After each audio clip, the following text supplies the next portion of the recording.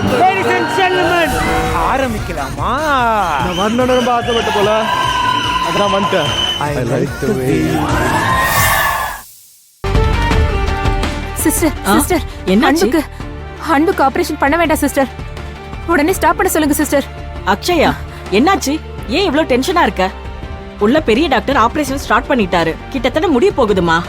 இப்ப எப்படி ஆபரேஷனை ஸ்டாப் பண்ண முடியும்? அன்போட வைஃப் ஆனந்தி உடம்பு முடியாம இங்கதான் சிஸ்டர் அட்மிட் ஆயிருக்கா. அவளுக்கு எமர்ஜென்சி வார்டுல ட்ரீட்மெண்ட் போயிட்டு இருக்கு. அவ ரொம்ப வீக்கா இருக்கான்னு வேற டாக்டர் சொல்லிருக்காங்க சிஸ்டர். அன்பு கிட்ட சொல்லி ஆகணும் சிஸ்டர். இங்க பாரு அக்ஷயா, டாக்டர் எவ்வளவோ அன்பு கிட்ட பேசிட்டாரு. அந்த தம்பி எதுக்கும் காது குடுக்கற மாதிரியே இல்ல. ஆபரேஷன் பண்ணியே தீர்வன்னு சொல்லிட்டாரு. அதுக்கப்புறம் தான் டாக்டரே ஆபரேஷனை ஸ்டார்ட் பண்ணாரு. ஐயோ, இதெல்லாம் ஆனந்திக்கு தெரிஞ்சா என்ன செய்வானே தெரியலையே. நம்ம கையில என்ன இருக்கு சொல்லு. ஆனா அந்த பொண்ணுக்கு தெரிஞ்சு ஷாக் ஆகுறத விட நீயே போய் பார்த்து பக்குவமா எடுத்து சொல்லு. ஓகேவா?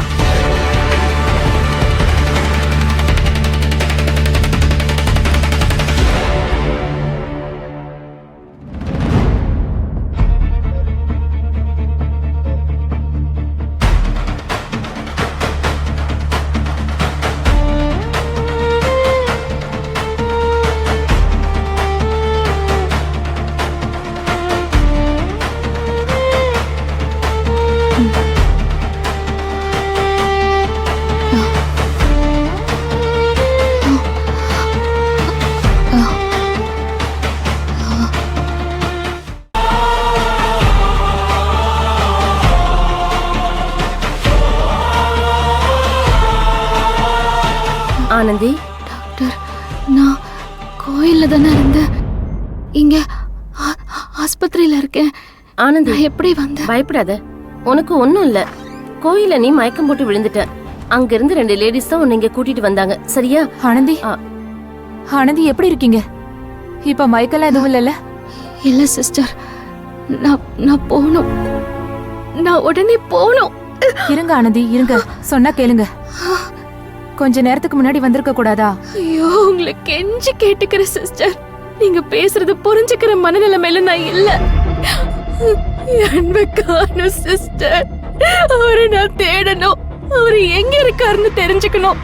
தயவு செஞ்சு என்ன அனுப்புங்க. இதெல்லாம் கொஞ்சம் எடுக்க சொல்லுங்க சிஸ்டர். ஆனந்தி, நான் சொல்றத கொஞ்சம் கேளுங்க. இல்ல சிஸ்டர், என் மனசு தவிக்கிற தவிப்பு உங்களுக்கு புரியாது.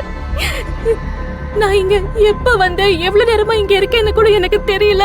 ஆனந்தி, அவர் வீட்டுக்கு வந்துட்டாரான்னு கூட தெரியாது. அக்கா, மாமா, யாழ்னி எல்லாரும் அவரை தேடிதான் கிளம்பணும். நான் போன் பண்ணியாச்சும் கேட்கணும். எங்க என் போன்? போன் எங்க? எங்க என் போன்? போன்? ஆனந்தி, உங்க போன் இங்க இல்ல, கோயில்ல இருக்கு. ஐயோ, ஒருவேளை அவர் எனக்கு போன் பண்ணாலும் பண்ணிருப்பாரு. இப்ப எனக்கு என் போன் வேணும். நான் அவர்கிட்ட பேசணும். நான் இங்க இருந்து கிளம்பணும்.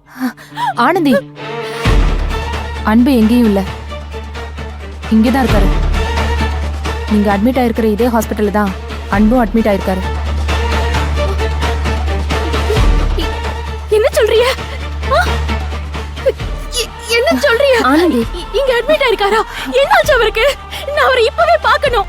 சிஸ்டர், எனக்கு அவரை பார்க்கணும். ஆனந்தி, என்னை ஆனந்தி, விடுங்க. இருங்க. இப்ப உங்களால அன்பை பார்க்க முடியாது. ஏன்? அன்பு ஆபரேஷன் தியேட்டர்ல இருக்காரு.